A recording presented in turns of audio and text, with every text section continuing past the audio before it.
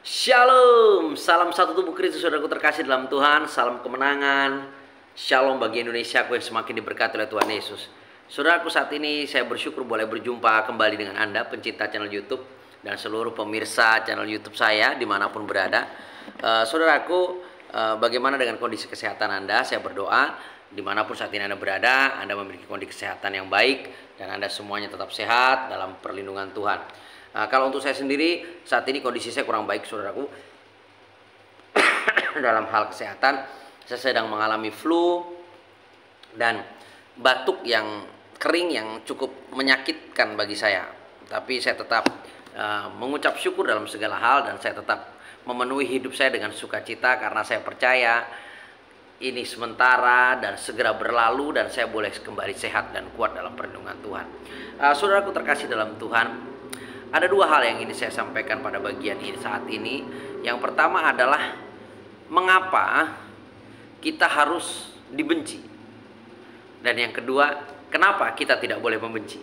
Ya, banyak firman Tuhan berbicara tentang kasih, saudaraku. Bahkan satu bagian firman Tuhan yang selalu saya sampaikan bahwa kasihilah musuhmu dan berdoalah bagi mereka. Ya kan? Ya. Karena doa Bapa kami berkata, ampunilah kesalahan kami seperti kami mengampuni orang yang bersalah kepada kami.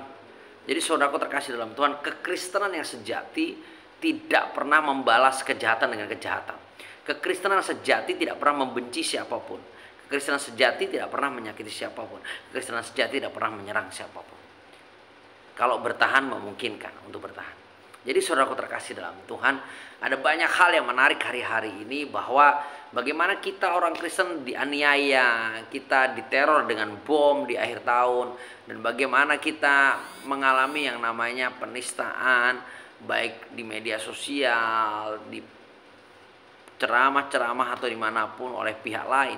Tapi kita semuanya tetap tenang menghadapi semuanya, kita tetap tidak menggubris semuanya itu karena kita punya Tuhan yang hidup, Tuhan yang peduli, Tuhan yang mengasihi. Itu kehebatan kita. Jadi saudaraku, dan Yesus sendiri berkata, engkau ditolak, dibunuh dan dianiaya demi namaku, katanya. Misal kita mengikuti dia. Jadi saudaraku, bahkan juga dikatakan, kita diingatkan bahwa kita akan kehilangan saudara. Kita akan kehilangan anak, istri, saudara laki-laki, saudara perempuan, ayah, ibu, semuanya. Tapi dia berjanji akan mengganti 100 kali lipat bagi setiap kita. Jadi saudaraku terkasih dalam Tuhan, di saat kita dianiaya, di saat kita dibenci, saat kita ditolak, saat kita dicaci, kita dimaki, kita jangan pernah merespon itu dan akhirnya kita mengalami namanya sakit hati, kepahitan, dan itu semuanya akan mengalahkan dan menghancurkan kita. Jadi saudaraku, mari kita nikmati setiap prosesnya. Percayalah, jika hari ini Anda dibenci oleh orang lain, berarti Anda lebih hebat daripada orang itu. Jika hari ini ada yang mendengki saudara, Anda nggak usah respon, berarti Anda di atas orang itu. Orang yang iri, orang yang benci, orang yang dengki, orang yang marah kepada kita adalah orang yang tidak mengenal kita, tidak tahu siapa kita. Dan orang-orang yang sebenarnya tidak memiliki kasih itu, mereka merasa lebih hebat, lebih benar daripada siapapun. Jadi kita harus abaikan itu, saudaraku terkasih dalam Tuhan. Dan yang kedua adalah bukan hal bagaimana kita dibenci, tapi juga kenapa kita tidak boleh membalas kejahatan dan kejahatan. Seperti yang saya katakan tadi, musuh saja Tuhan perintahkan kita untuk mengasihi, untuk mengampuni, bahkan untuk memberkati mereka agar mereka memiliki hidup yang terpelihara di dalam kehidupan kita berkomunitas. Jadi saudaraku terkasih dalam Tuhan, ada satu hal yang esensi. Kalau kita berbicara tentang doa Bapa kami, ampunilah kesalahan kami seperti kami mengampuni orang yang bersalah kepada kami, itu adalah kehendak Bapa. Dan kita harus melakukan itu. Dan di saat kita masih menyimpan akar pahit, menyimpan kebencian karena serangan orang lain, karena intimidasi orang lain, karena kekristenan kita, maka itu sesungguhnya hanya akan membuat kita semakin lemah, membuat kita semakin membenci satu tubuh Kristus, saling melukai satu sama lain. Dan itu tidak mungkin seharusnya. Jadi saudaraku terkasih dalam Tuhan, dimanapun saat ini Anda berada, tetaplah hidup dalam kasih. Tetaplah terus mengasihi. Jangan pernah jemu menyatakan Injil Kerajaan itu, menyaksikan kemuliaan Tuhan yang begitu besar bagi semua orang. Dan jangan pernah balas kejahatan dengan kejahatan. Jangan pernah kebencian mereka kita balas dengan kebencian. Mari kita sambut dengan ucapan syukur setiap tekanan, setiap pergumulan, setiap keadaan yang kita boleh alami. Mari kita mengucap syukur dan mari kita terus berdoa dan mari kita terus mengasihi dan kita terus melayani setiap orang itu. maka niscaya kita akan merdeka di dalam Dia. Terima kasih Bapa. Terima kasih Yesus, terima kasih Roh Kudus untuk anugerah-Mu. Kami sungguh bangga dengan cara Tuhan memberkati kami.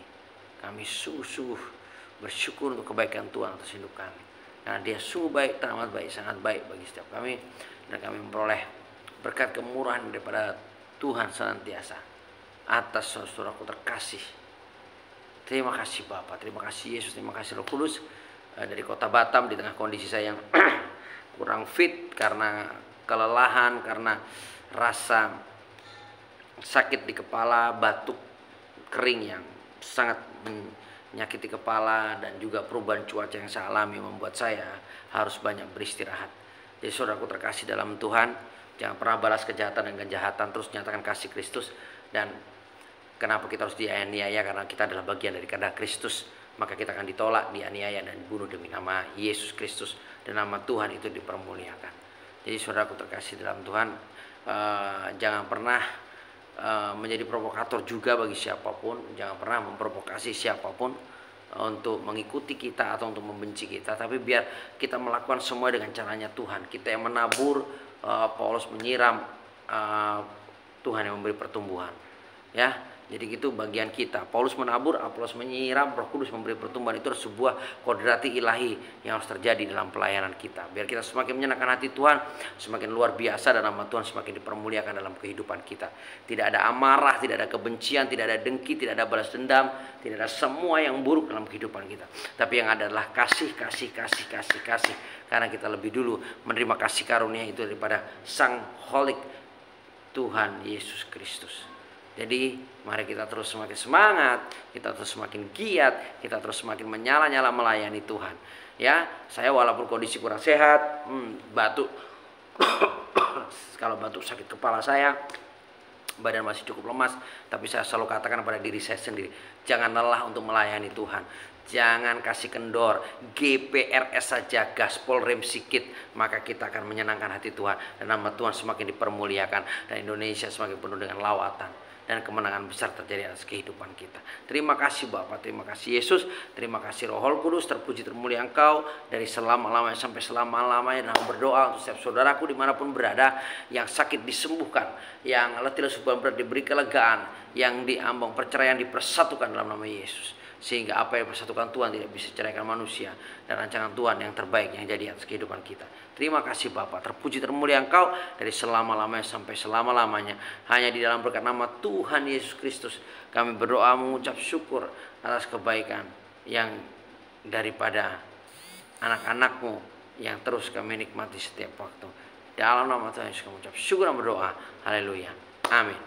Jadi saudaraku terkasih dalam Tuhan, terima kasih atas dukungan Anda. Saya benar-benar saat ini kepala saya nyut-nyut, ya kan, tenggorokan saya gatal, dan saya tadi sudah minum obat.